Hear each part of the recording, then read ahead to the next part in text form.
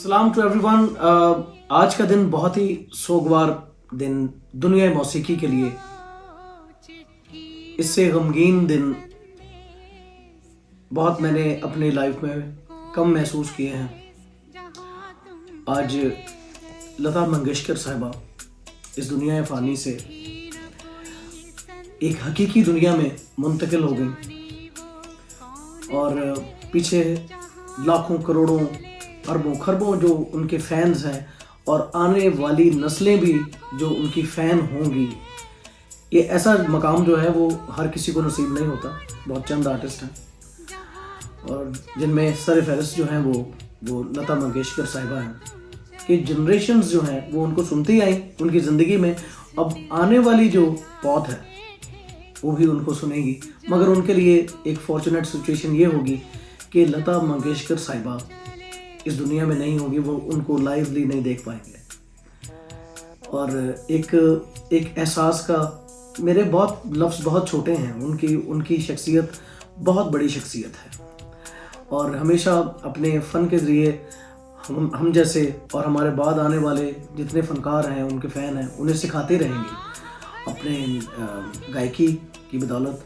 और जैसे उन्होंने इस फ़न मौसीकी की खिदमत की है इस घराने ने, जो मंगेशकर घराना है, मैं उसकी पर्टिकुलर उनका मैं कहूँगा कि उन्होंने जितना योगदान दिया है मौसीकी के फ़न को, ऐसे योगदान जो है वो हर कोई नहीं दे पाएगा।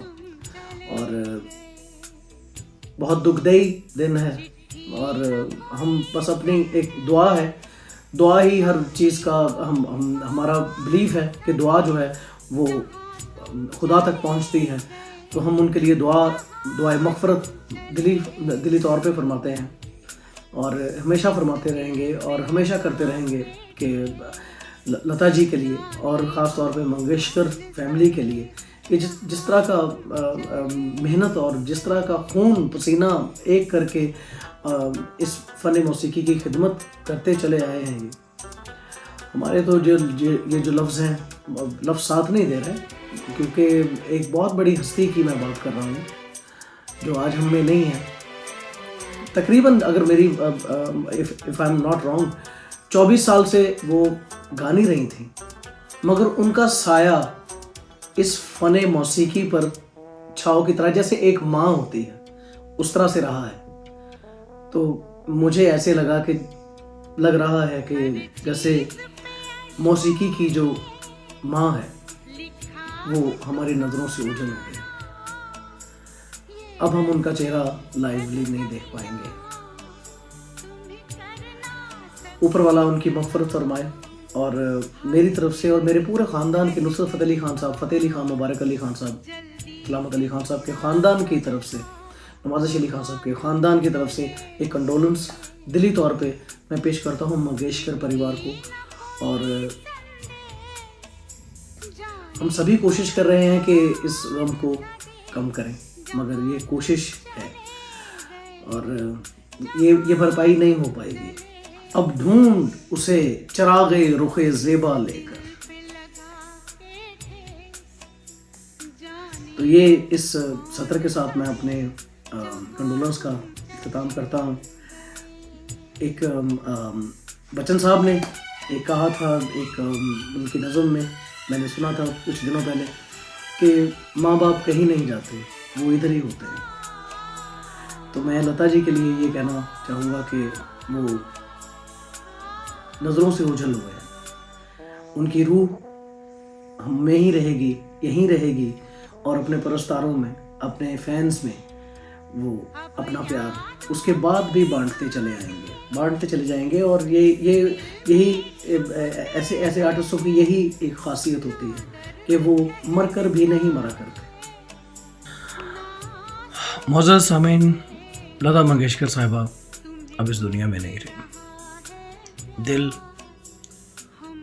नहीं मानता, रूह नहीं मानती, ये जो सुर हैं ये नहीं मानते और उनका दिया हुआ जो शिक्षा है, जो तालीमात है, वो नहीं मानते कि ऐसी ऐसी उस्ताद और ऐसी टीचर अब हम में नहीं रहेंगी। हमने जितना कुछ उनसे सीखा है, मैं तो कहूँगा कि जो माइक पे खड़ा हुआ है वो उनके आशीर्वाद के बगैर वो माइक पे खड़ा नहीं हो सकता। गुनाह है माइक पे खड़ा होना लता मंगेशकर साहिबा जैसी आर्टिस्ट की आशीर्वाद के बगैर। नामुमकिन है कि उसका कुछ हो सके। और ऐसे आर्टिस्ट हुए हैं लता मंगेशकर साहिबा कि इन दोनों मुल्कों में कभी भी कोई ऊंच नीच हुई है, बातें हुई हैं, मगर लता मंगेशकर साहिबा ने और मंगेशकर परिवार ने ख़ास तौर पे इस चीज़ में कोई हिस्सेदारी नहीं रखी। ना किसी को बुरा कहा है, ना किसी को सही कहा है। एक उनका जैसा एक दिल था ना, मैं दुआ करता हूँ कि ये ऐसा दिल सभी का हो। और अफसोस के अलावा कुछ भी बाकी नहीं बचा, और ये अफसोस जारी है और ये जारी रहेगा। मैं बहुत अफसरदा हूँ।